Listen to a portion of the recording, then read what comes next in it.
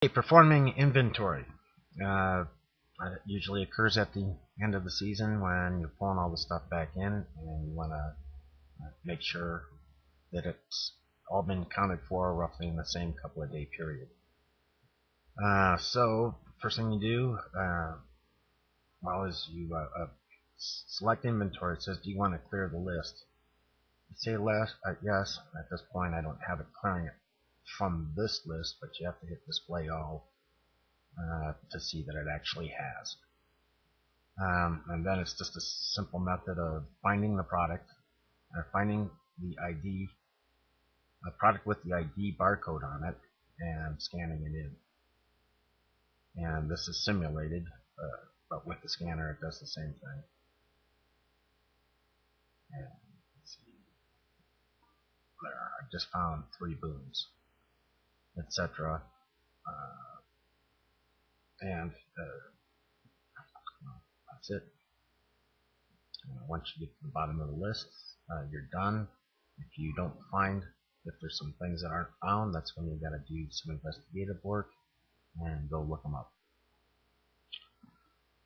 Okay.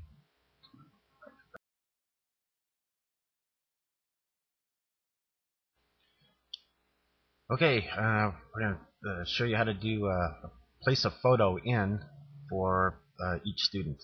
First off, you have to go to the student list to see how it works.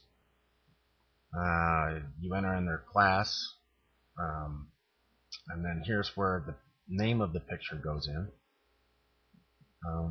The ID number that is assigned to the student, so you got class number and the ID number, and that comes out to be a student ID number over here. You also enter in their phone number and their email address. I'm sorry, this is their student name, and this is where the picture comes in. So you have to recognize that all pictures are going to be thrown into this directory that's located on the C drive.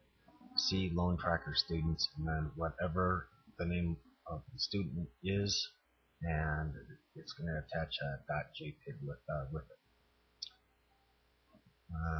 So you would click here, and it would give you instructions on how to do it. Take the picture with a digital camera, store it by the student's name in the following directory, C Loantracker students. Enter the student's name below exactly as you will file it, and a link will be made.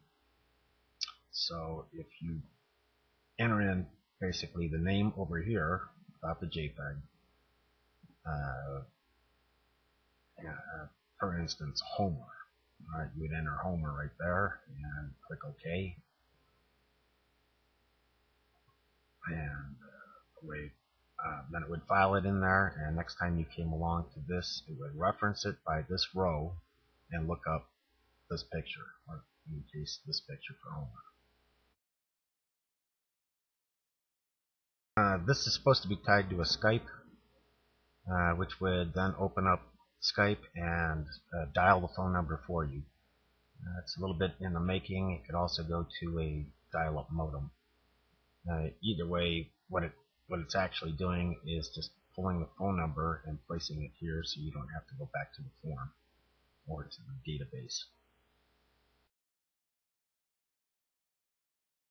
It's secured by once you take the photo, it's optional. If the photo doesn't suffice and you want to go to a password protected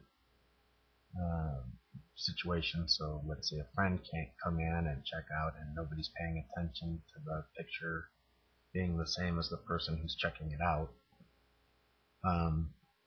well then the user has to give a password as well. And what that does is it puts it on the student ID list right here in the password column. So let's say that Homer needs a secure password. You hit it, and the person enters in a 6-digit password, and you hit OK. It says no, you can't, because it does not match the password.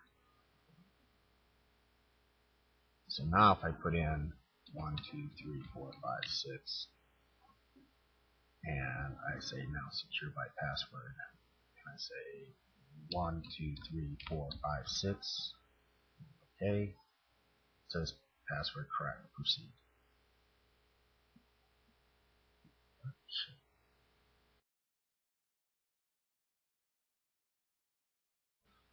We're going to go through the sheets, which is mostly an administrative function, and not for the operator. Okay, here we can see the student list. We've been through that one already. You can see how the columns are coded. The inventory sheet looks a lot, very much like the list sheet right here. In fact, it's almost the exact copy of, except for the history, which gets pushed off to the side columns and then read by the history button or by the administrator as just going past it.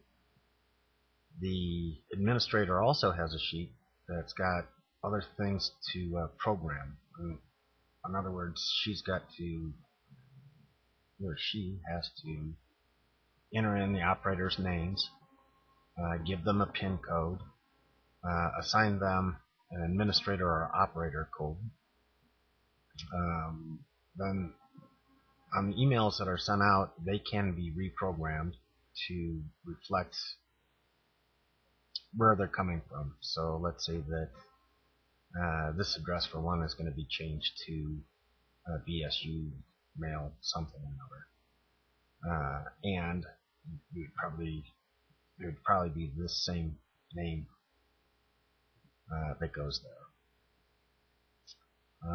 And the phone number may change for the return number. This also gets placed on the sheet, the email that's being sent out.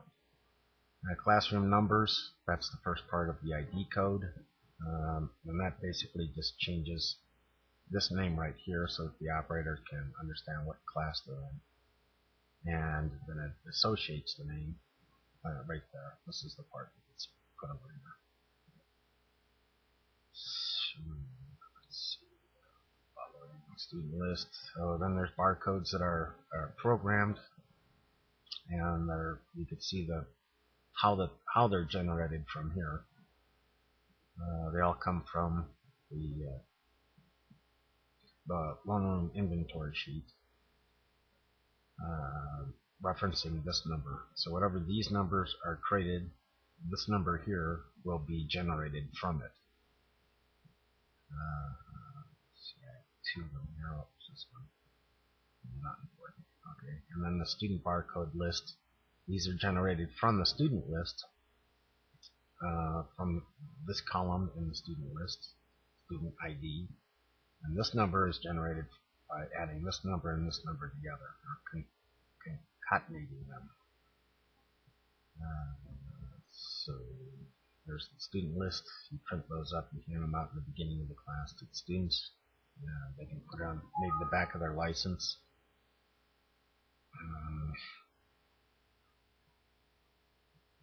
Not necessarily. Okay. Over we got sheets. Full inventory was it just needs to be removed. So basically, that's it. That's everything. These other sheets were from a previous version. They're going to be going away. Okay, well, that covers it.